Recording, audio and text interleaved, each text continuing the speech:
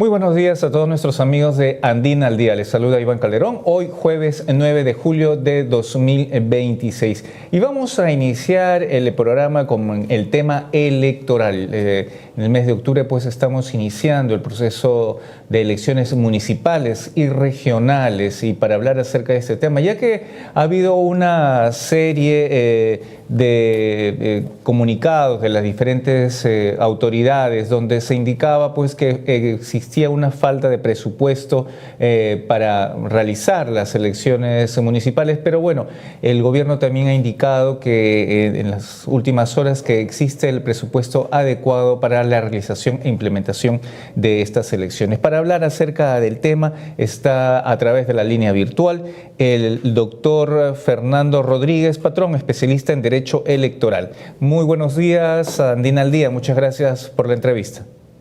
Buenos días, Iván. Muchas gracias por la invitación.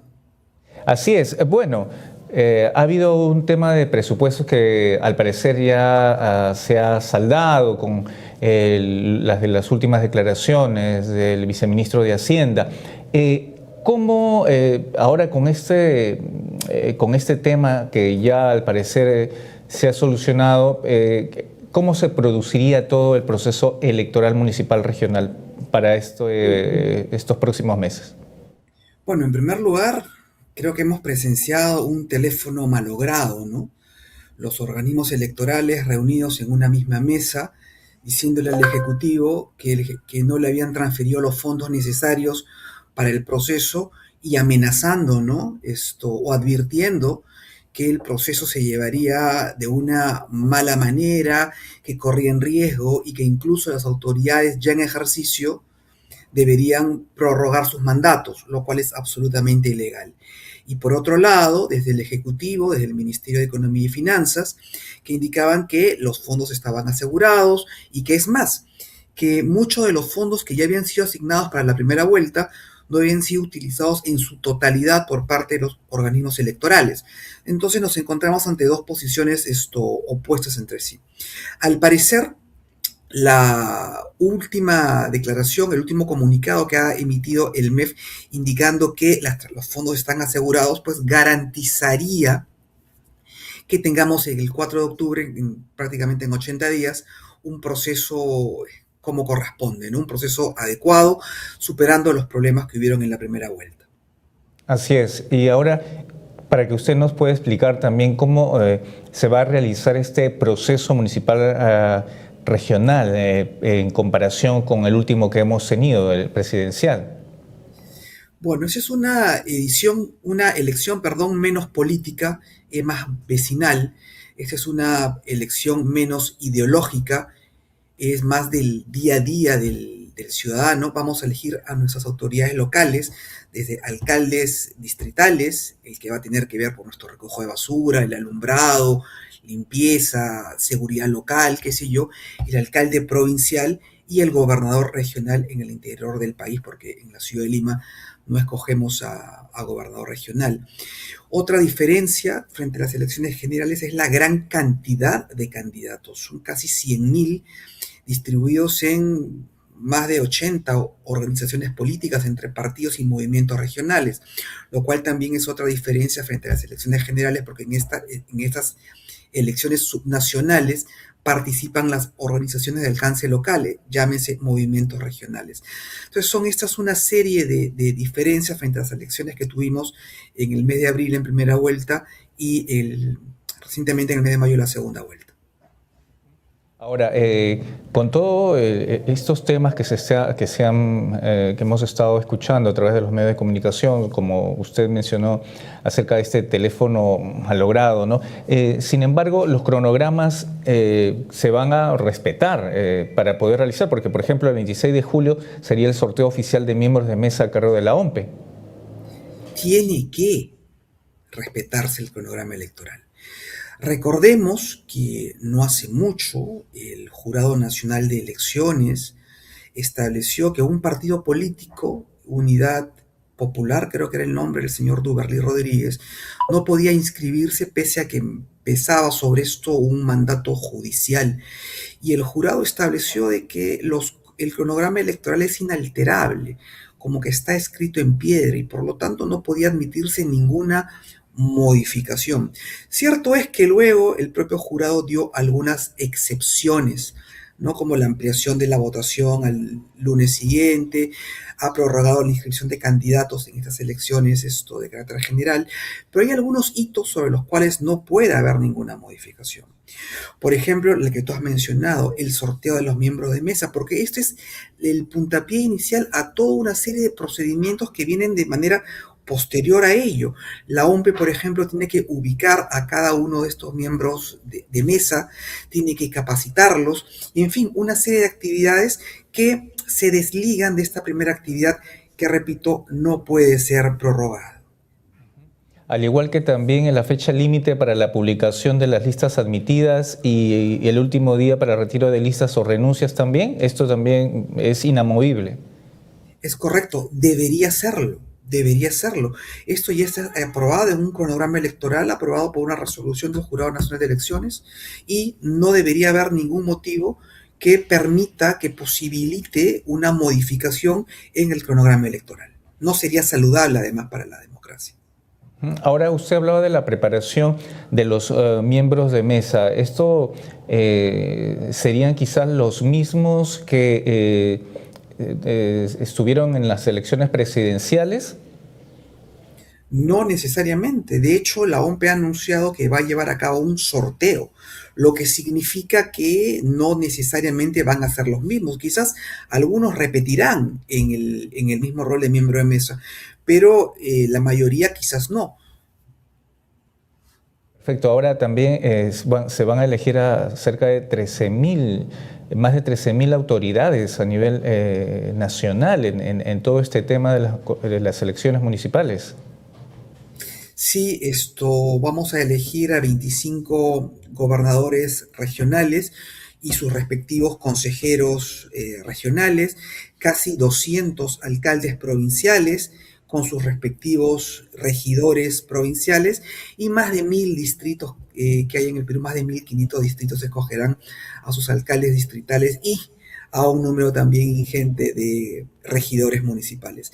En realidad sí es una cantidad bastante alta, es cerca de 14.000 las autoridades, estoy redondeando por cierto el número, y hay más de 100.000 candidatos que aspiran a estos puestos.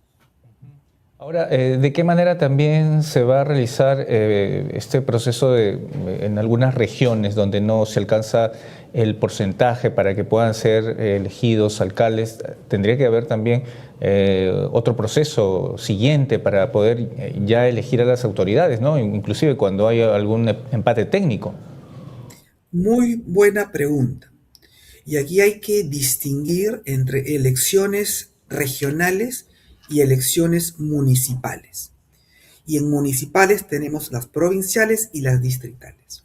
Existe un mínimo de votos que tiene que obtener un candidato para declarársele ganador en una elección regional, y esto es el 30%. Si ningún candidato a una gobernación regional obtiene el 30% de los votos, se pasa a una segunda vuelta entre los dos candidatos más votados. Sin embargo, esto no opera para las elecciones provinciales y distritales. Allí se gana simplemente el que tenga el número más alto de votos. Por ejemplo, imaginemos una elección donde una provincia o un distrito el candidato más votado obtiene el 15 o el 14% de los votos, bueno, asumirá la alcaldía con ese porcentaje de votos, lo cual no opera para las elecciones regionales, donde, como ya dije, se requiere obtener no menos del 30% del total de votos. ¿Y por qué es esta diferencia y se tiene que obtener este 30%? Eso es una muy buena pregunta. El origen de ello data del año, me puedo equivocar, pero aproximadamente el año 2006, 2005 por allí, cuando una población enardecida en Ilave, Puno, tomó el local municipal o el local donde estaban sus autoridades y quemó el local, falleciendo la autoridad allí. No recuerdo ahorita el nombre del alcalde o de la autoridad que falleció ahí, y se hizo una revisión con qué porcentaje de votación había accedido esta persona al cargo, y era muy bajo, era el 8 o 9%, lo que significaba que la elección, al momento de la elección, más del 90% de las personas no votaron por esa opción. Por ello, se estableció que cuando menos para las elecciones de carácter regional se establezca un mínimo. Ya no se les va a exigir a estos movimientos regionales que obtengan el 50% más uno en la primera vuelta. Se requiere un umbral mínimo, que es solamente el 30%. Ahora, esto no replica a las autoridades provinciales y distritales, porque esto entiendo yo, entre otras razones, porque prácticamente ninguna autoridad local obtendría este mínimo de votos. Si uno hace un análisis de los resultados electorales de los últimos 20 años, podrá observar que las autoridades locales, salvo muy honrosas excepciones, logran unas mayorías importantes. Yo recuerdo, y simplemente lo digo como ejemplo, ¿no? Para poder ilustrar el caso de Alberto Andrade, cuando fue candidato a Miraflores, a la reelección, cuando las autoridades locales podían reelegirse. Creo que obtuvo más del 90 y pico por ciento de votación, pero claramente esto es un hecho absolutamente aislado. Lo normal es que en una elección de carácter local y vecinal, una autoridad pueda asumir el cargo con 20, 25% total de votos, que se entiende es representativo para una circunscripción pues pequeña. Un distrito no tiene millones de habitantes, bueno, salvo Villa El Salvador, ¿no es cierto? Pero la mayoría de distritos a nivel nacional tienen una votación electoral pequeña. Por ello no se requieren pues mayorías exageradas. Esa es la razón. Ahora, ¿cuánto tiempo demandaría, por ejemplo, realizar estos nuevos procesos electorales en las regiones donde no se ha obtenido el 30% de votos para poder asumir el gobierno regional? La fecha ya está colocada en el calendario electoral. Yo no tengo el calendario aquí a la mano, pero me parece que entre fines de noviembre y principios de diciembre se lleva a cabo la segunda vuelta. Eso ya está establecido perfectamente desde la convocatoria del proceso y desde que el Jurado Nacional de Elecciones aprobó el cronograma electoral. En todas las elecciones regionales, si nos retrotraemos a la anterior del año 2022, a la de 2018, 2014, etcétera, ya se tiene claro desde la convocatoria cuándo se va a llevar a cabo esta segunda vuelta. Sí, un poco por, como en este proceso ha habido presentación de impugnaciones, tachas, lo mismo a veces, y tiene un proceso, una demora, ¿no? Como lo que ha ocurrido en las presidenciales, donde se ha dilatado un poco todo el tema. Entonces, a pesar de que ya que existen, ¿no?, fechas establecidas, sin embargo, no pueden entonces extenderse de la fecha ya fijada en este proceso de tachas, impugnaciones o, en fin, algún otro proceso que deseen interponer los partidos políticos. Es correcto, y esto es un claro síntoma de que nuestro sistema electoral, este conjunto de reglas que tenemos para un proceso eleccionario, ciertamente no es saludable. Nuestro marco normativo, en base al principio de protección jurídica, es muy garantista y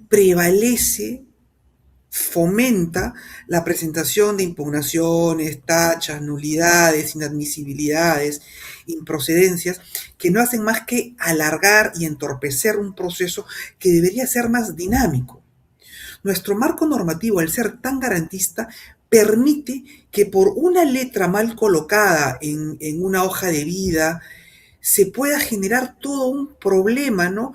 El jurado electoral especial declara inadmisible la candidatura, el partido tiene que corregir esta deficiencia, luego el caso vuelve a ser calificado, el jurado podrá formular observaciones, el partido tendrá que subsanarlas, luego se declarará admitida la candidatura o la improcedencia de la misma, luego se pueden presentar tachas, esto va al Jurado Nacional de Elecciones, en fin, tenemos un sistema muy legalista, un sistema que no es eficiente en términos de tiempo.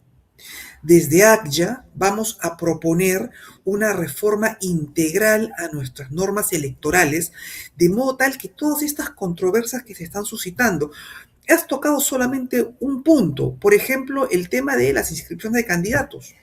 Pero te podría mencionar, esto replica también, o los problemas surgen también con las elecciones internas, con la franja electoral, con el horario de votación.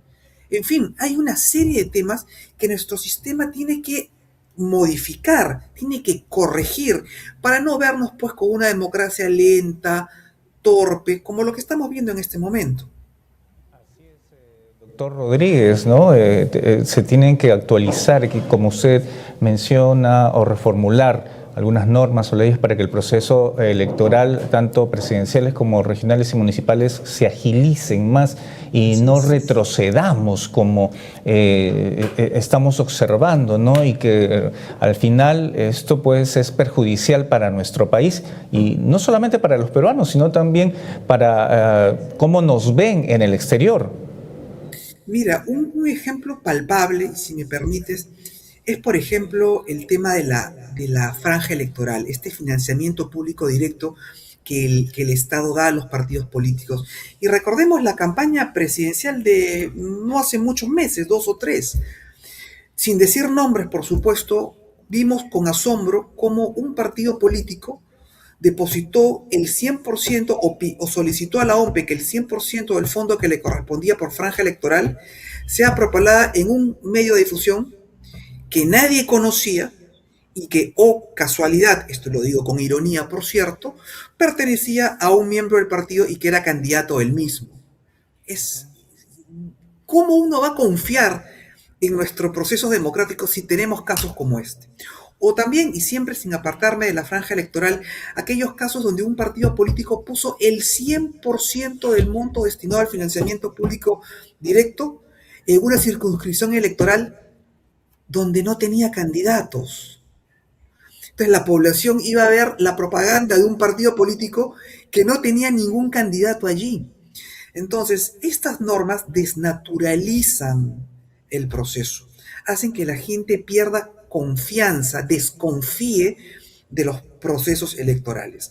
Entonces, como te decía, desde ACYA vamos a presentar una serie de reformas que no tienen por objeto sino tener una mejor democracia, mejorar la calidad democrática que tenemos, que ciertamente es bastante deficiente. Perfecto, doctor Fernando Rodríguez Patrón, especialista en Derecho Electoral. Muchas gracias por toda su información, declaraciones, para informar a toda nuestra audiencia de Andina al Día. Muchas gracias a usted. Gracias por la invitación. Gracias. Bien, nosotros continuamos con el programa, ahora con el pronóstico del clima a través del CENAMI con la ingeniera Janet Guamán.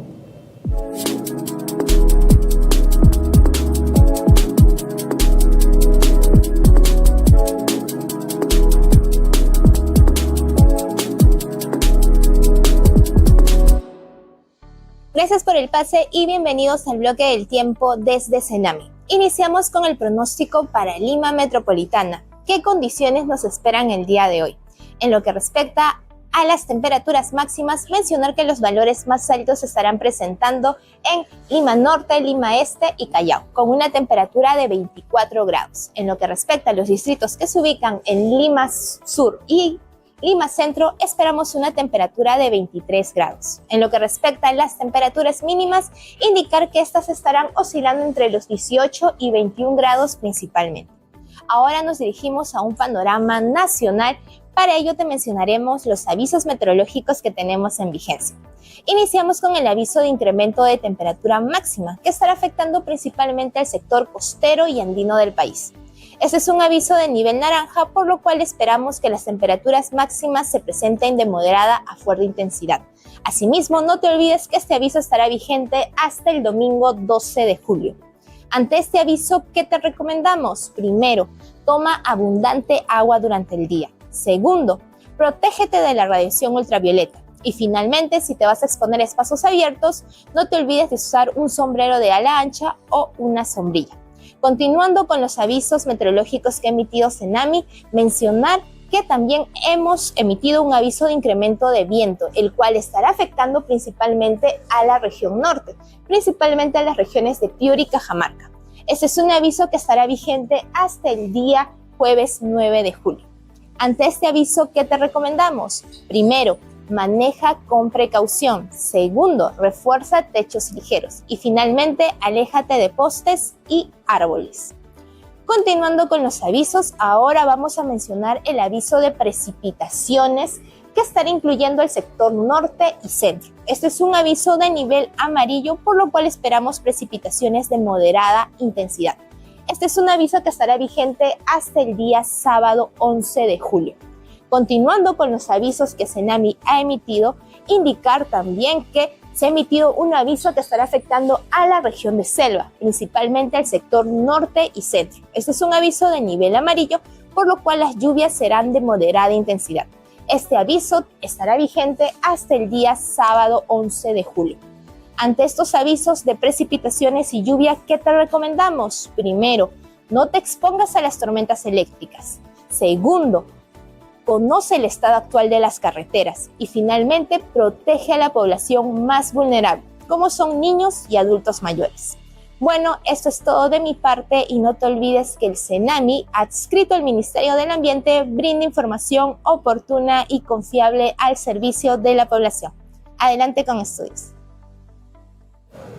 Muchas gracias al Cenami por el reporte del clima. Nosotros continuamos en el programa y ahora, bueno, el Mundial trae alegría, felicidad, el fútbol pues es pasión para todos, ¿no? Y ya que nos estamos acercando a los cuartos de final, pero también hay un tema de salud mental, que son las apuestas. Ahora vemos que muchos jóvenes están apostando por sus equipos y a veces con dinero que muchas veces ni siquiera lo tienen en el bolsillo.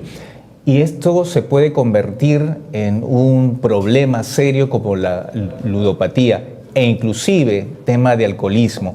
Para hablar acerca de este tema y cómo está la situación en nuestro país, vamos a conversar con el doctor Carlos Vera, psiquiatra del Hospital de Emergencias Grau. Buenos días, Andina al Día. Muchas gracias por estar con nosotros. Muchas gracias, Iván. Muchas gracias a ustedes por la invitación para poder aclarar muchos de estos temas. Doctor, como dije al inicio, el Mundial está trayendo muchas cosas, entre ellas este tema de las apuestas en los jóvenes, ¿no? Y a veces en las conversaciones cuando estamos almorzando o en alguna tertulia, pues, oye, yo he apostado a tal equipo que seguro va...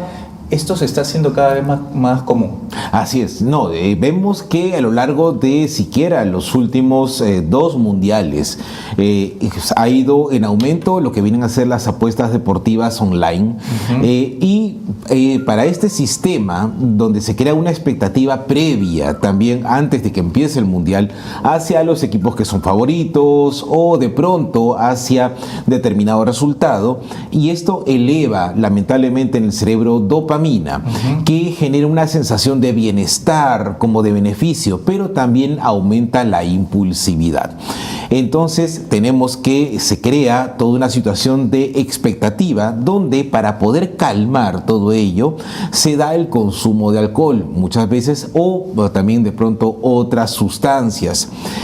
Esto va aumentando y también aumenta tanto ansiedad como también aumentan cifras de depresión, y notamos por ejemplo que por estas fechas aumenta ligeramente las cifras de intentos de autoeliminación en algunas personas, especialmente en población joven y adultos, y cuando termina el mundial, ahí tenemos que esto lleva a un mayor aumento todavía. Ahora, en este caso estamos ya hablando de la ludopatía. Exactamente, así es. En palabras así sencillas, la ludopatía, ¿en qué consiste? Bien, la ludopatía viene a ser una enfermedad, un trastorno mental, donde la persona tiende a repetir una misma conducta que le es dañina. Por ejemplo, apostar dinero, perderlo, jugarlo o encasillarse en el hecho de jugar de pronto videojuegos juegos, pero que ya prácticamente cortan con su vida normal, o una vida que podría ser de pronto de estudios, y no le dedican 1 hora, sino de pronto más horas, 6 horas o hasta incluso 24 horas al día. O cuando hablamos de juego patológico, de ludopatía propiamente dicha, estamos hablando de recursos monetarios que son necesarios, por ejemplo, para la canasta básica familiar, o incluso en casos extremos apostar una vivienda, una casa de $150,000 o $250,000 para subsanar esa apuesta. Y más aún cuando pierde, se genera toda una suerte de caída de la propia familia. Ahora, las casas de apuestas, en este caso, están aprovechando, por ejemplo, este momento del Mundial de Fútbol, donde muchos jóvenes ahora a través del celular simplemente la otra vez conversaban, bájate la aplicación y puedes ahí apostar, inclusive hay otras formas para poder ganar. O sea, ahora es tan fácil, el doctor, entonces se ha incrementado entonces durante estas últimas semanas con el tema del Mundial. Totalmente, sí, notamos por ejemplo que esto ya lo vemos desde hace siquiera 2 mundiales, pero por ejemplo en el anterior mundial notamos que las casas de apuestas online ya tenían todas las aplicaciones descargadas, y notamos que siquiera unos 2 meses previos al inicio del mundial ya había propaganda no solamente en la vía pública, sino también en redes sociales. Teníamos propaganda diseminada por todos lados que genera la expectativa, y ahora es tan sencillo que prácticamente uno entra a cualquier red social o incluso a cualquier página en general y sale el anuncio para poder descargar todo lo que es la aplicación, y lamentablemente es tan fácil hacerlo y es tan fácil engancharse porque genera una sensación de bienestar. Cuando uno observa la pantalla empieza a sugestionarse, y también hay que ver un poco de psicología del color también, porque se utilizan muchísimos colores que son llamativos y que generan felicidad. Ah, claro, sí, es cierto, ¿no? Los colores a veces son intensos. Exactamente. Y esto también influye en las ganas de seguir apostando, doctor. Así es, así es. Por ejemplo, es muy común que se asocien ciertos colores, por ejemplo, el color entre el naranja y el espectro del rojo y el color amarillo invitan a una sensación de bienestar, de calidez, como de seguridad en esa persona. Es como decir, soy el ganador. Y aparte de ello, funciona otro sistema que hemos estado observando en muchas casas de apuestas online, que es una psicología inversa, en la cual le dicen, bueno, ¿sabes qué? Quédate como estás, o sea, si quieres seguir perdiendo, quédate así. No inviertas, no apuestes, no juegues hacia esto. Y lamentablemente, como los seres humanos funcionamos siempre por dar la contra, hacemos exactamente lo contrario y nos enganchamos con eso. Entonces es toda una suerte de maquinaria que utiliza bastantes gadgets que están a la mano, pero que no nos percatamos de que están justamente para consumirlos, ¿no? Doctor, ¿en qué edades se está observando este problema? Bien, lo tenemos en general desde los 15 años hasta los 30 o 40 años. Sin embargo, conforme han avanzado los últimos tiempos, los últimos 2 años, el acceso a apuestas digitales, incluso por más que esté regulado según lo que dicen las páginas y las declaraciones que dan abajito, tenemos casos de 12 años u 11 años donde ya estos chicos empiezan a apostar, o al menos hacer ciertas sugestiones o algunos manerismos hasta conseguirse el dinero, que lamentablemente puede ser provisto por los padres o de alguna u otra manera se lo agencian. Entonces se genera todo un sistema. Y aparte que en la familia es algo tan común y tan frecuente encontrarlo, que muchos papás inconscientemente, o tíos o familia, empiezan a decir, bueno, sí, se le da toda una cobertura mucho mayor, ¿no? Yo apuesto a tal cosa, no necesariamente a dinero, sino que ellos van hacia otra motivación, ¿no? Yo creo que va a ganar tal. Entonces el niño escucha y se va generando todo un caldo de cultivo para una tormenta perfecta. Hasta que llega el momento del cierre del mundial, hay pérdidas, hay problemas de ansiedad severos, ya se genera una sensación de necesidad de consumo de esa determinada casa de apuestas y entonces se va generando todo un público objetivo que lamentablemente después va a tender a buscar muchas emociones, no necesariamente drogas, sino emociones, estar un poquito con más de impulsividad. Es decir, que me acostumbro ya a comer el chocolate todos los días, Ajá. pero cuando se acabó la caja de chocolates, ¿qué hago? ¿No? Exactamente. Más o menos es eso, ¿no? Y busco otros estímulos para poder satisfacer esa ansiedad de seguir sintiéndome feliz. Así es, exactamente. Busco la necesidad que no necesariamente va a ser hacia deporte, pero podría ser algo que podría estar relacionado con algún tipo de situación de riesgo de alguna manera, como exponerse de pronto a algún tipo de conducción rápida o a situaciones de brusquedad o peleas o bullying en los colegios. Y cuando tenemos ya adultos jóvenes, hay mucha tendencia actualmente a la poca tolerancia a la frustración, que lo hemos visto como aumentó Y últimamente. lo vemos últimamente que hay una escasa Así es. situación a la frustración, perdón, lo que usted ha mencionado, la frustración, ¿no? Sí, o sea, la persona o los muchachos ahora no toleran entrar en frustración y rápidamente esto lleva a todo un problema donde, por ejemplo, relaciones sociales o relaciones de pareja se ven truncas porque no toleramos la frustración y no tendemos a poner el puente del diálogo que podría llevarnos a solucionarlo, a tolerarlo mejor, o si no podemos de pronto a buscar algún tipo de ayuda, consejo de algún familiar o algún psicólogo, algún psiquiatra que nos pueda ayudar para poder, digamos, capear todo este temporal. Doctor, ahora, ¿en dónde se está presentando más? ¿Siempre es mayoritariamente en hombres o también hay un porcentaje considerable de mujeres en este tipo de ludopatía o apuestas? Bien, eso es algo muy interesante porque antes de la pandemia teníamos que mayoritariamente había siquiera un 60% de la población que entraba en apuestas o en ludopatía de rango masculino y 40% femenino. Pero cuando tenemos ya el fenómeno post pandemia y el mayor acceso a redes o a internet, tenemos que ahorita estamos casi al 50-50, donde las damas también tienden a hacer todo esto. Y no es extraño encontrar ahora señoras o jóvenes damas que empiezan a hacer apuestas en línea y que esto les lleva a una serie de conflictos de pareja con los hijos e incluso también irritabilidad, aumento de depresión, aumento de ansiedad dentro de los más suaves, porque también tenemos aumento de consumo de sustancias como el alcohol, por ejemplo.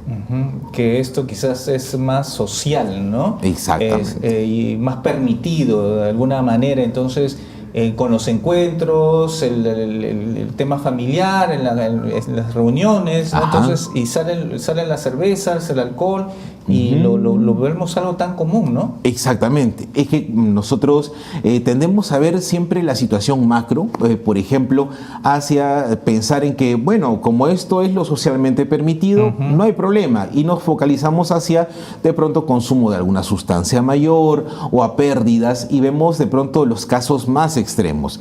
Sin embargo, nos estamos olvidando de cerca del 80% del común de los casos, donde el consumo del alcohol socialmente, con aumento de impulsividad dentro de los núcleos familiares, es prácticamente el pan del día a día durante este mundial. Y, por ejemplo, nosotros tendemos mucho a polarizarnos, lo vemos con el mundial, lo hemos visto en la política, lo vemos en diversas manifestaciones. Entonces, lamentablemente, nuestra sociedad tiende a polarizarse con mucha más facilidad. Por eso es que en estas situaciones hay que guardar mucho la calma. Y aparte de ello, tratar en lo posible de conversar con los seres queridos cercanos como para llegar a un punto medio donde no hay enemigos, no hay un bando, sino que somos una sola sociedad o una sola familia. Ahora, doctor, ¿qué hacer con los papás, los padres de familia, ¿no? Porque me pongo en esa situación también, ¿no? Un chico de 15 años que le da su propina, un sol y comienza a hacer las apuestas. Pero en casa también el papá apuesta. Exacto. Entonces, oye, hijo, mira, ¿y a quién fuiste para esto? Y entonces, ¿qué estamos nosotros provocando también con nuestros propios pequeños, ¿no? Hijos? Claro, es que lamentablemente enseñamos con el ejemplo y sin querer queriendo vamos haciendo un aprendizaje donde nuestra propia conducta la va a copiar nuestro hijo. Y lamentablemente nuestro hijo va a entrar en una suerte de pensar que está en competencia inconscientemente con el papá. Claro. Si el papá lamentablemente no tiene un buen control de su lenguaje, puede empezar la comparación. Y ahí viene toda una suerte de camino hacia la humillación. Mira, yo gané porque yo sé, yo soy tu padre, entonces yo lo puedo hacer, ¿tú qué vas a saber? Eso va alimentando mayor cantidad de violencia. Y esa violencia después la vemos que no solamente agrede al círculo familiar, sino se proyecta también al círculo laboral, a la escuela o a la pareja. Entonces es una situación donde es una bola de nieve de muchas otras situaciones más. Ahora, doctor Vera, cuanto más temprano se empieza en este juego de apuestas, ¿es más difícil salir?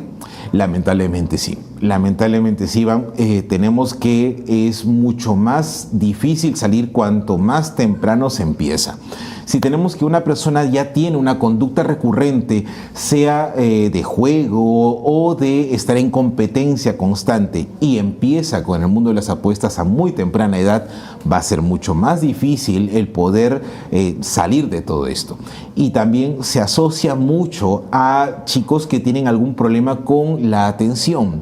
Entonces hay un problemita donde hay un déficit de atención y para poder llenar ese vacío necesito, digamos, un poco más de dopamina y lo consigo con una suerte de impulsividad, de comparación o decir yo sí soy bueno en esto pero no soy bueno en los estudios. Entonces es todo también una bola de nieve social que va aumentando cada vez más. O sea que podríamos decir que, como usted lo ha mencionado, es un llamado de atención a los padres de que oye, yo estoy acá, papá, pero me ignoras, entonces sigo apostando, sigo jugando. Así es.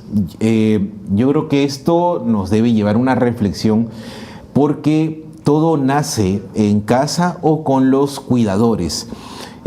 Si es que nosotros como padres observamos que de pronto mi conducta lleva a que mi hijo se compare conmigo mismo o de pronto inconscientemente yo me percato que estoy en competencia con mi hijo, entonces estoy fomentando a toda una suerte de intranquilidad que después desencadena violencia. Sin ir muy lejos, el asunto mismo de las apuestas deportivas o la ludopatía. Pero eso es tan solo una parte. El asunto general viene a ser también consumo de alcohol, problemas ligados a impulsividad, poca tolerancia a la frustración, y eso va a generar adultos que posteriormente repitan ese mismo ciclo. Y hacia eso es donde tenemos que hacer un llamado de atención hacia nuestra población que nos escucha. Ahora, a través de las redes también me estaban escribiendo y estaba revisando algunos comentarios simplemente que decían, por ejemplo, no, pero termina el mundial, no pasa nada, ya me desengancho de los temas de la apuesta y estoy tranquilo. ¿Esto podría ser cierto o es una mentira que los jóvenes tratan de decirse a sí mismos? Lamentablemente es una mentira que nos decimos porque es la clásica, cuando yo quiero lo dejo. Así es. ¿No? Lamentablemente va por ese lado. Lo que sucede en el cerebro humano es que cuando hemos estado tan excitados con la dopamina debido al mundial, a los partidos, etcétera, vamos a tener que, cuando cesa el estímulo del mundial, vamos a tener una bajada tan rápida que se puede dar lo que en Japón se conoce como el Kensukoro, que es el corazón roto, que lo veíamos antes solamente para mal de amores, por ejemplo, pero se da hacia todos los eventos que generan cierto tipo de sensación, digamos, de excitación. Si cesa bruscamente, lamentablemente esa persona va a buscar algo. Entonces no es cuestión de que se detenga solamente con el mundial. Esto va a tener una curva donde va a bajar, sí, pero no tan rápidamente. Va a ir bajando y se va a transformar en otro tipo de situaciones. Por ese motivo es importante evitar ese tipo de autoexcusas que podemos darnos para, digamos, evitar ponerle algún tipo de solución a nuestra propia salud mental. Qué importante es visibilizar este tema, sobre todo en estos momentos de tanta algarabía futbolística y que nos lleva a ver todos estos problemas que están surgiendo. Doctor, se nos acaba el tiempo. Por favor, ¿qué recomendación a los padres de familia? Lo más importante, ¿a dónde acudir? ¿Cómo observar que está ya ocurriendo un problema con mi hijo, con el escolar, con el joven o con uno mismo, ¿no? Que ya algo no está funcionando bien? Muy bien, le agradezco mucho. Si ustedes, padres, madres, hijos, hermanos, están observando que de pronto hay alguna situación que nos lleva de pronto a irritabilidad frecuente, a angustiarnos demasiado por un determinado partido, o de pronto, sin siquiera eso, tan solo con el hecho mismo de no tolerar la frustración, no tema, acérquese, hable, pida ayuda. Si tal vez de pronto papá, mamá no te escucha, puedes buscar apoyo hacia algún ser humano cercano, alguna persona cercana. Y no teman acercarse a los servicios de salud mental de eSalud, puesto que estamos a nivel nacional para poder escucharlos, para poder brindarles una orientación y que esta situación sí va a poder tener solución. Un pequeño paso va a poder marcar todo lo que viene a ser una vida de salud mental, buena para ti. Así que puedes dar el primer paso y eso es lo que te podría aconsejar.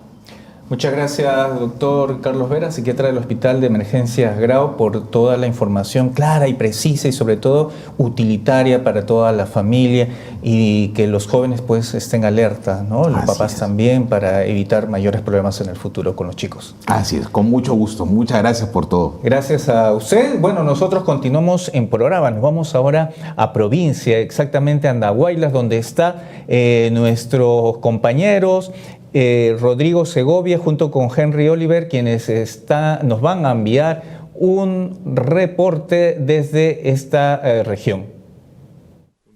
Sí, efectivamente, muchas gracias por el pase, y la Agencia Andina continúa en su recorrido por Apurímac y nosotros nos encontramos en estos momentos en el complejo arqueológico de Sondor, motivo de orgullo para los andahuaylinos y símbolo de resistencia para los guerreros chancas. Y para conocer un poco más acerca de los misterios que esconde este complejo, nosotros nos encontramos con John Loaiza, quien es guía turístico de la región. ¿Qué tal, John? Muy buenos días. ¿Qué tal? Muy buenos días a la Agencia Andina TV. Bueno, estamos aquí en el ícono, como lo menciona, el ícono más importante y representativo arqueológico de lo que vendría a ser la gran nación chanca, Andahuaylas.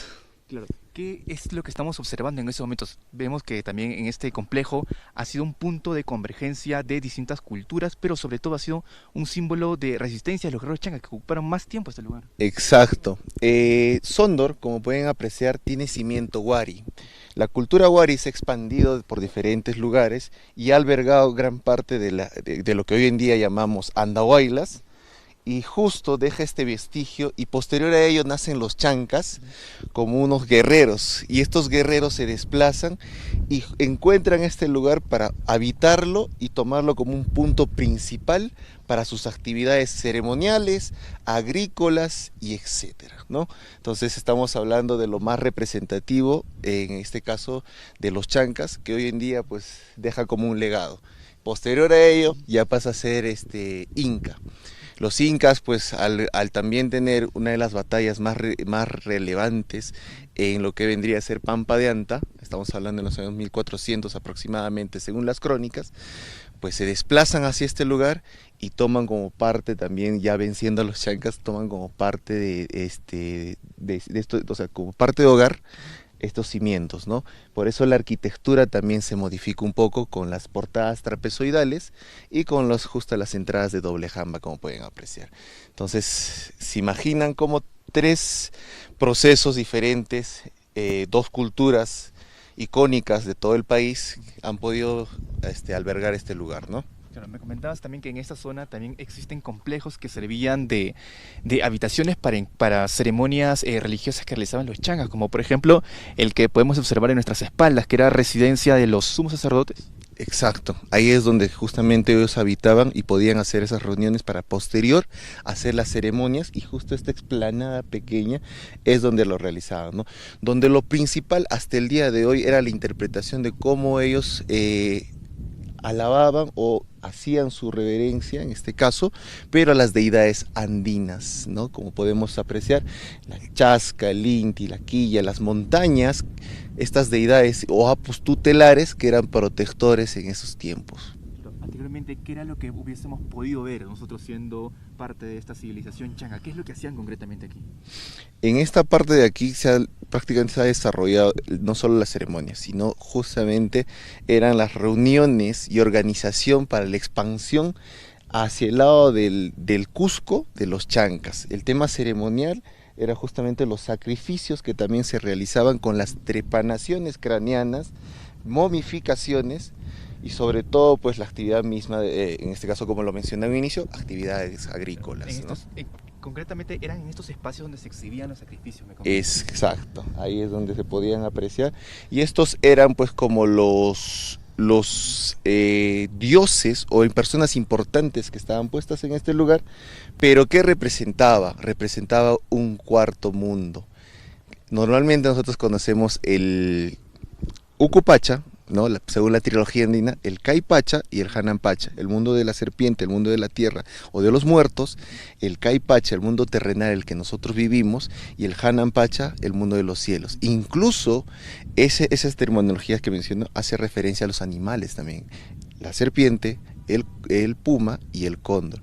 ¿Y por qué lo menciono esto? Porque había un cuarto mundo que se llama el Hawaii-Pacha, el mundo de los desconocidos, el mundo místico, el mundo astral, que donde ellos creían que al poner a esta persona que ya pues estaba momificada, que era importante, volvía a nacer en el otro mundo. Ese mundo era un mundo de protección, como si fuera un apu que cobraba vida, pero para proteger a todo este lugar. ¿Y cómo se determinaba quiénes iban a ser estas personas que iban a ser sacrificadas? ¿Era gente importante? Eran elegidas. Si hablamos en la época inca, pues eran las elegidas como vírgenes o jóvenes, y eso lo vamos a poder apreciar también en los diferentes lugares que podamos recorrer.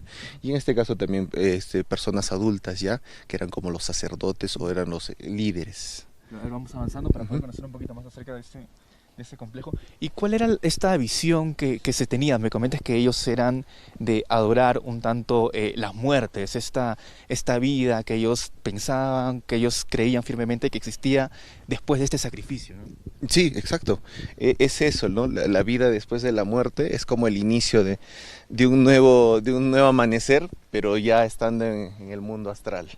Entonces era algo representativo que hasta el día de hoy incluso nosotros, por un respeto a los lugares sagrados como los conocemos como que es Sondor, como su propio nombre dice, la casa del cóndor o el Suntur, esa es la terminología, pues eran lugares únicamente sagrados y abocados a las deidades, ¿no?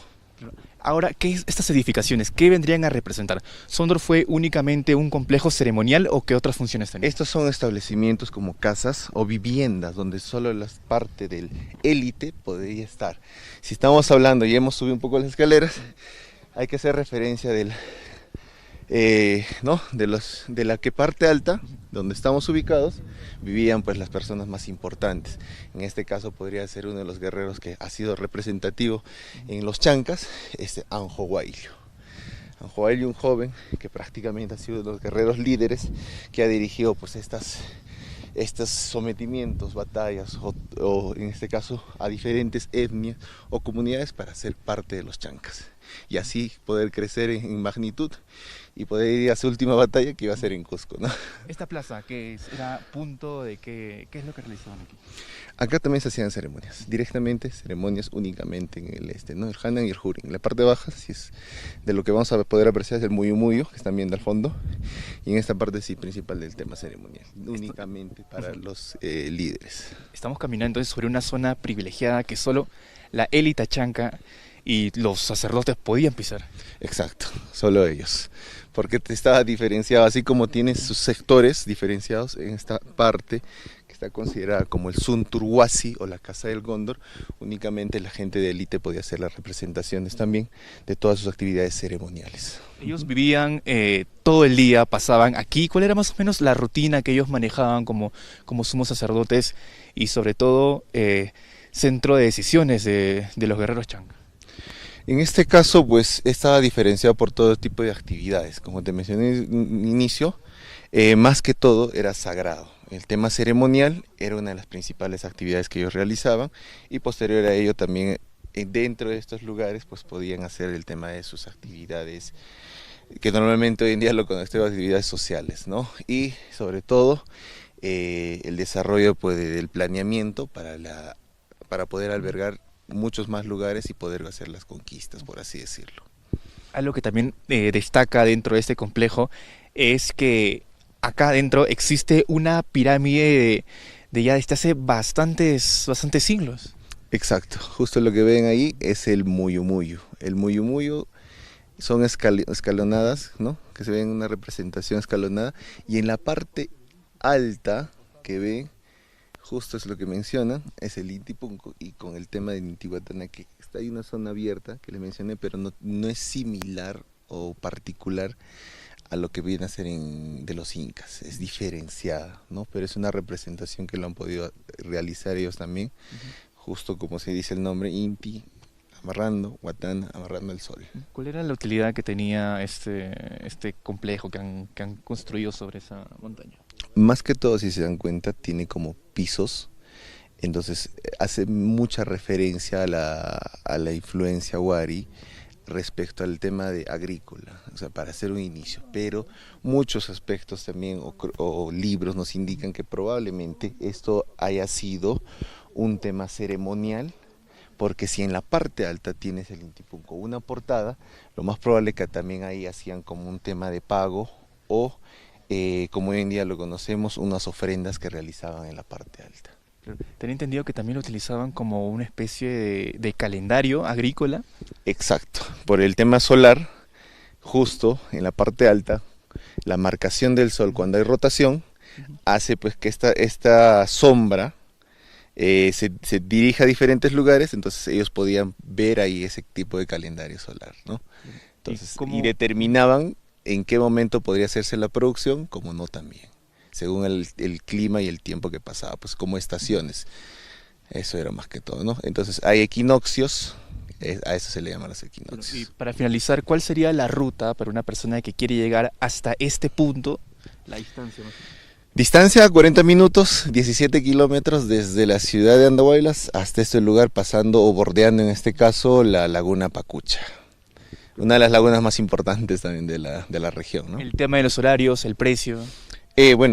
Por ahora está libre. Al siguiente año lo van a empezar a cobrar, y los horarios es pues desde las 7 de la mañana hasta las 5 de la tarde aproximadamente. Me comentabas algo también bastante importante que se realiza, tienen una fiesta anual que es propia de ese lugar. ¿Me puedes comentar un poquito, por favor? El Sondo Raimi se realiza justo cuando hay este año nuevo andino, que lo conocemos mucho aquí en el sur. Es en esa explanada en la parte baja la escenificación de todo lo que ha podido suscitar en ese tiempo. Incluso ahí está el enfrentamiento entre los chancas y los incas, ahí es donde se desarrolla esto. Entonces los días pueden variar, pero está dentro del año nuevo andino, entre el 19 y 21, que es justo donde también Andahuaylas hasta el día de hoy celebra su aniversario.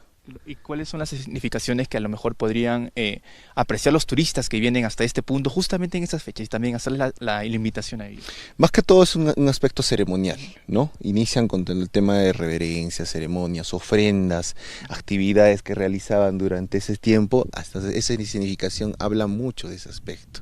Y posterior a ello ya pues se realiza ese enfrentamiento y terminan como un tema de baile y agradecimiento a las deidades andinas y sobre todo a los apus tutelares y todo lo que vendría a ser pues sus sacerdotes y la representación misma del lugar. Listo. Esta es la información que la Agencia Andina de Noticias maneja desde este complejo arqueológico de Sondor, que fue punto de encuentro de tres grandes culturas: la cultura Wari, los guerreros Chanca, y finalmente la cultura Inca, que esconde detrás de estos muros y muchas historias bastante ricas y que incluso faltan muchas por descubrir.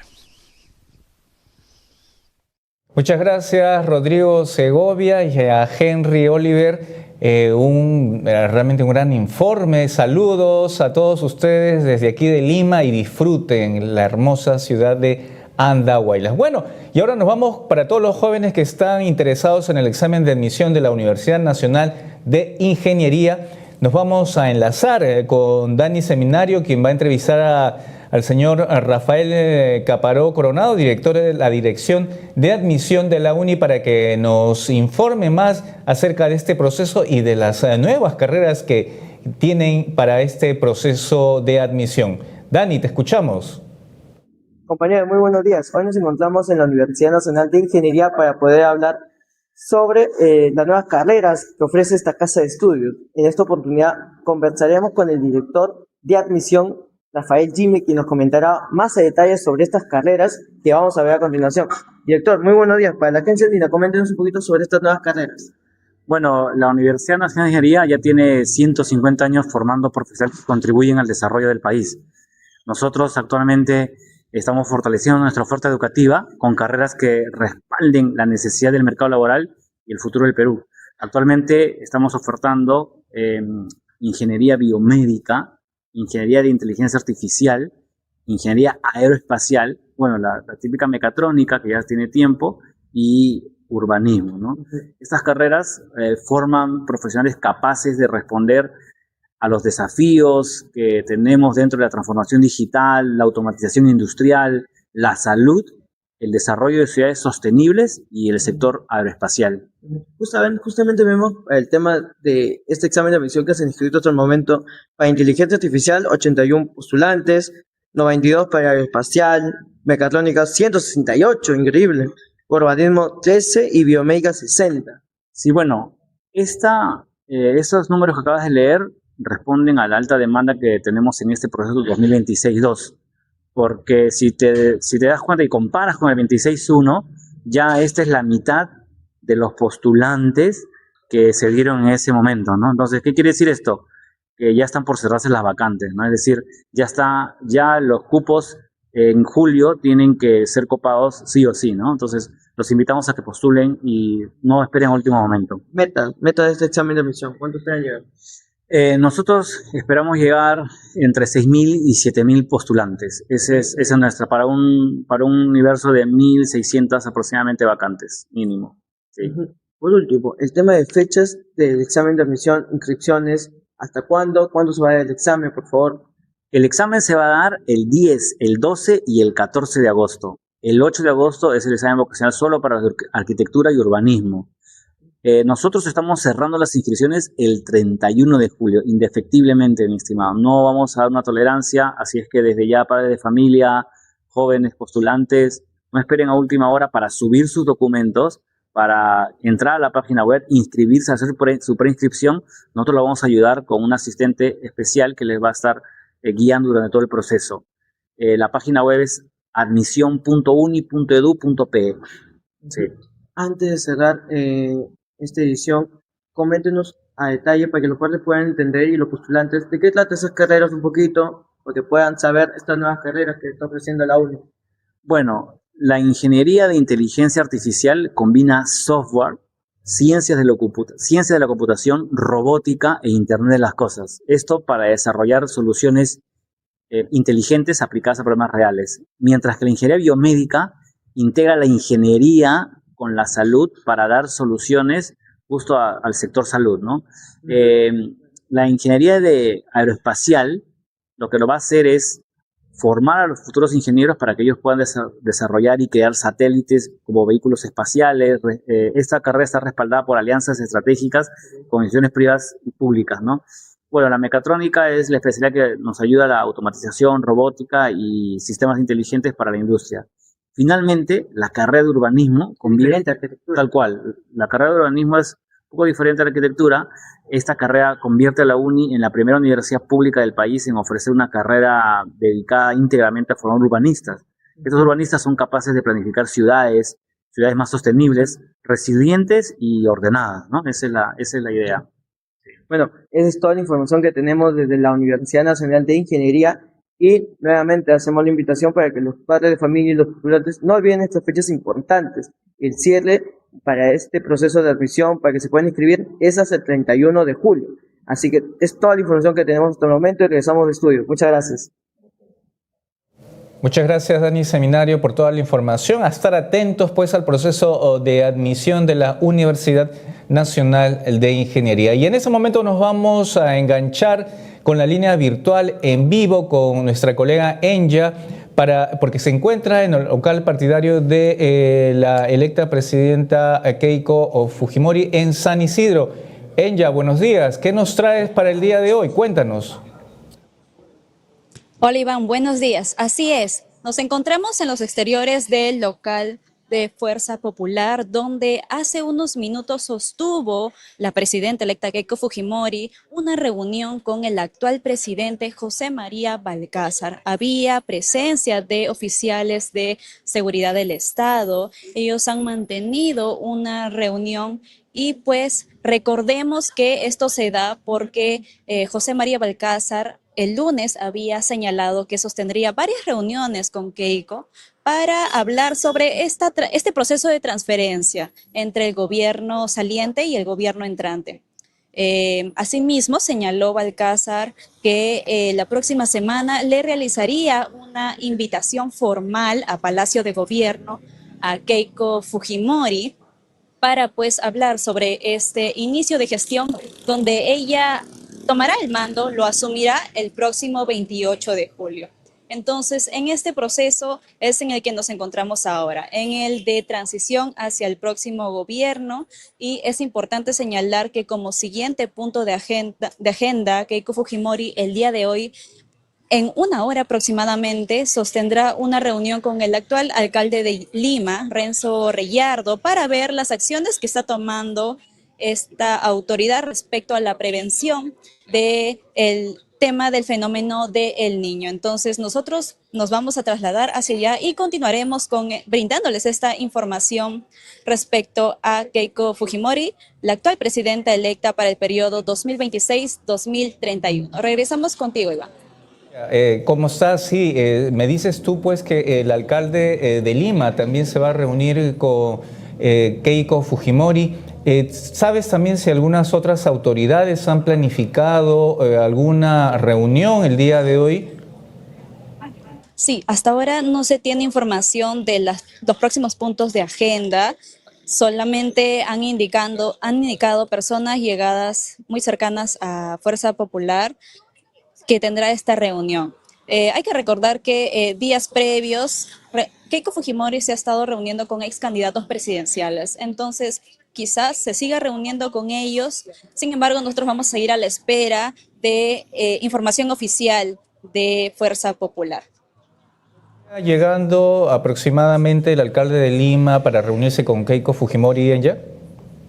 A las 10:45 de la mañana tienen establecida esta reunión en Cercado de Lima.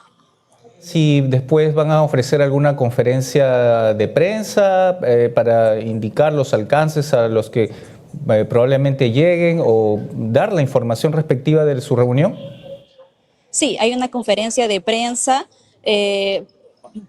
Brindarán los detalles tocados sobre esta reunión en torno al fenómeno del Niño, ¿no? Las acciones que está tomando la Municipalidad de Lima. Nosotros vamos a trasladarnos próximamente hacia ese punto y pues brindaremos los detalles que brindarán en esta conferencia de prensa. Muchas gracias, Senya, por toda la información. Estaremos al tanto desde Andina al Día para pues conocer más acerca de estas reuniones que está sosteniendo la presidenta electa Keiko Fujimori con las diferentes autoridades, en este caso municipales o algunos otros funcionarios públicos. Gracias a ti, Enya. Gracias. Bueno, nosotros nos vamos con nuestra ronda de corresponsales.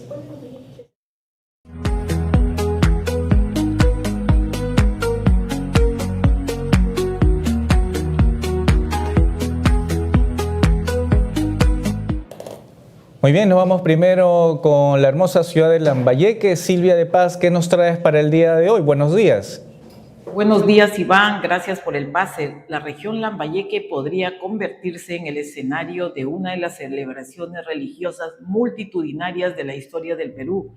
El distrito de Reque fue presentado oficialmente ante la Comisión del Vaticano como la propuesta para albergar la misa que presidiría el Papa León XIV durante su anunciada visita al país en noviembre, en un espacio preparado para recibir hasta 2 millones de peregrinos y más de 3.000 sacerdotes, además de obispos y autoridades eclesiásticas.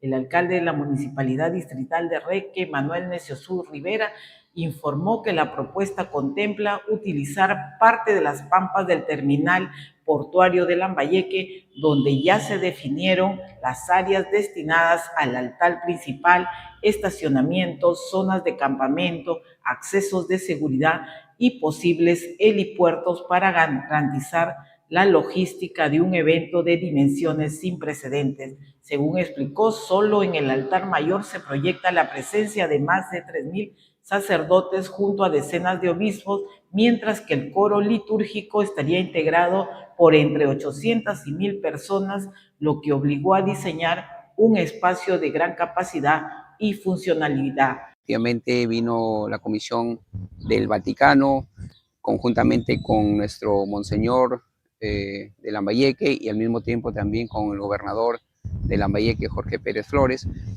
donde se trató de presentar este espacio donde nosotros estamos proponiendo, que es en el parque industrial del terminal portuario Lambayeque.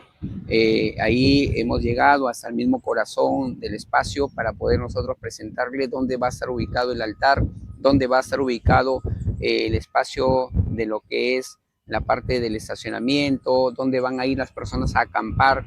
Igual también tenemos que brindar la seguridad en todo el perímetro del espacio, ¿no? Y estamos hablando que se estima un promedio de 2 millones de personas, ¿no? Las referencias son que siempre ha habido bastante concurrencia. Bien, muchas gracias, Lambayeque. Ahora nos vamos con Ancash. Miguel Ríos, bienvenido a Andina al Día.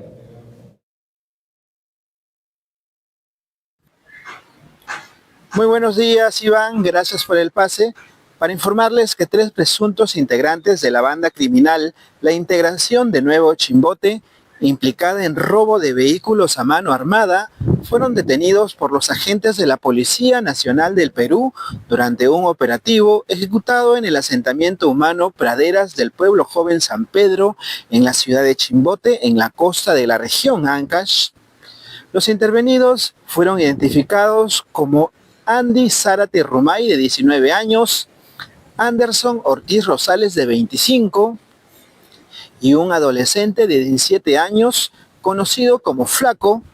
Durante la intervención, los efectivos de la Unidad de Prevención e Investigación de Robo de Vehículos de la Policía de Chimbote hallaron una pistola con la serie erradicada y una caserina con 12 municiones ocultas debajo del asiento del automóvil que utilizaban estas personas para movilizarse.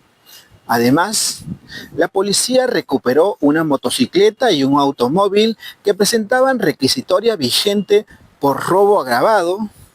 Según informó la región policial de Ancash, los detenidos formarían parte de una banda dedicada al robo de vehículos y se investiga su presunta implicancia en diversos hechos delictivos registrados en la costa de la región Ancash. Es importante señalar que el caso ya ha sido puesto a disposición del Ministerio Público, que continuará con las investigaciones para determinar las responsabilidades respectivas. Con esta información regresamos a estudios. Muchas gracias. Gracias también a ti por toda la información diaria que nos envías desde tu región. Ahora nos vamos con Luis Puel hacia La Libertad. Luis, muy buenos días. Te saludamos desde aquí de Andina al Día. Gracias, Iván, por el pase. Muy buenos días. Tras varios meses de estar prófuga de la justicia, agentes de la Policía Nacional del Perú capturaron la noche del 8 de julio a Juanita Alejandra Guiber Sandoval, de 35 años de edad, sobre quien pesa una condena a cadena perpetua por el secuestro y tortura de su expareja, el empresario trujillano Iván Díaz Garrido. La intervención se realizó en el inmueble ubicado en el Jirón Las Turquesas 0428 y 0430, de la urbanización Santa Inés en el cercado de la ciudad de Trujillo, en la región La Libertad. Esto en cumplimiento de la resolución número 01 del expediente 7759-2023-2 del Cuarto Juzgado de Investigación Preparatoria y del mandato judicial vigente. Los hechos se remontan a octubre del 2023. El 23 de octubre del 2023, sujetos vestidos de policía ingresaron al local del empresario trujillano Iván Díaz Garrido y lo secuestraron. Lo llevaron a rastras. Todo quedó grabado en las cámaras de seguridad del establecimiento ubicado en la avenida Perú, en el cercado, muy cerca al centro histórico de la ciudad de Trujillo. Desde ese momento, el empresario estuvo 11 días en cautiverio.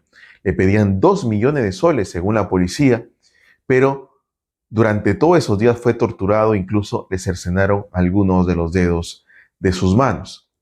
Tras pagar la suma de $250,000, finalmente fue liberado en medio de unos cañaverales.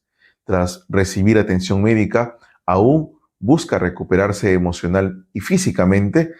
Ha seguido un proceso largo que finalmente terminó cuando en mayo de este año se condenó a 4 personas, entre ellas su expareja Juanita Alejandra Guiber Sandoval, a cadena perpetua por estos hechos.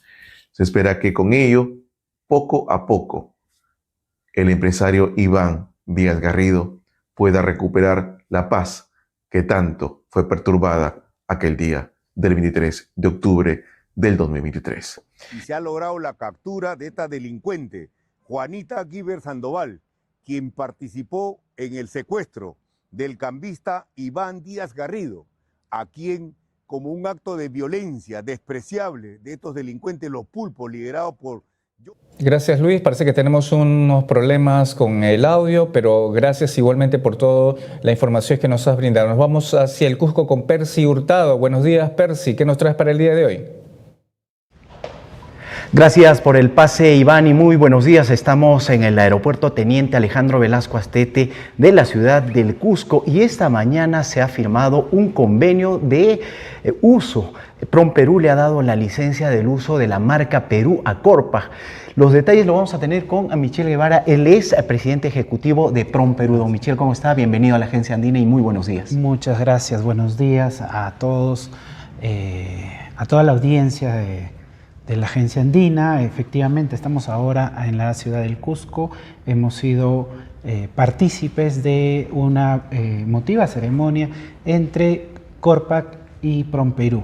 Efectivamente, hemos dado la licenciatura a Corpag para que pueda hacer uso de la marca en los diferentes medios que ellos tienen de publicidad, llámese escrito, radial, el brandeo. Bueno, específicamente hoy aquí en el aeropuerto Velasco Astete lo que hemos hecho nosotros desde PROMPERÚ, a través obviamente también de una alianza entre Corpag y PROMPERÚ, es el brandeo de diferentes imágenes iconográficas importantes que promueven no solo el turismo, sino también la exportación dentro de nuestro país. Sabemos perfectamente que Cusco es un punto de llegada y de conexión hacia el mundo, Entonces, así es un espacio bastante importante, pues aquí diariamente llegan los vuelos internacionales y nacionales y los visitantes van a poder saber un poco más de los atractivos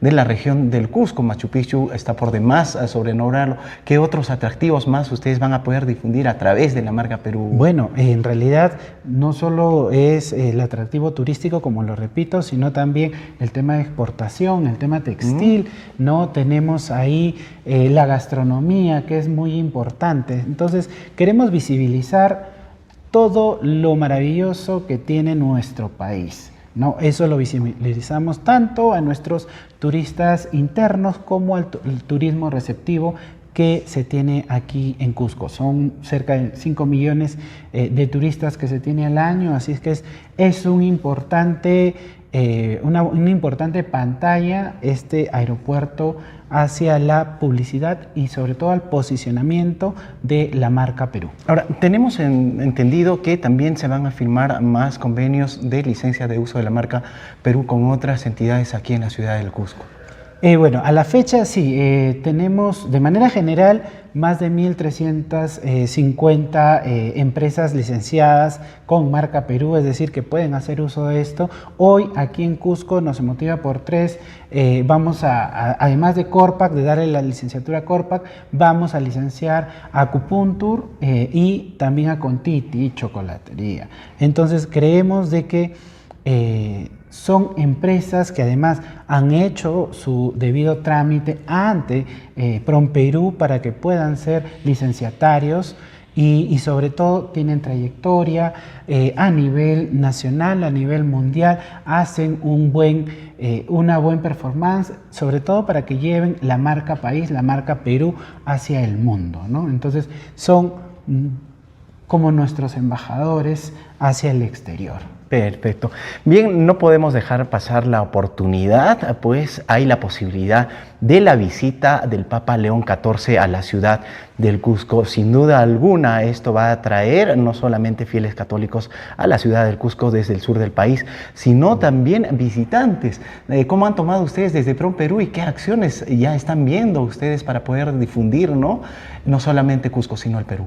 Bueno, en realidad, pues la visita del Papa para todo el Perú que profesa justamente la religión católica es una visita emotiva, importante, una muestra de fe que no solo va a traer o a renovar nuestra fe como peruanos, sino también va a traer de cierta manera el turismo receptivo, porque sabemos que países a donde no ha visitado aún el Papa, que pueden ser fronterizos, van a querer estar aquí.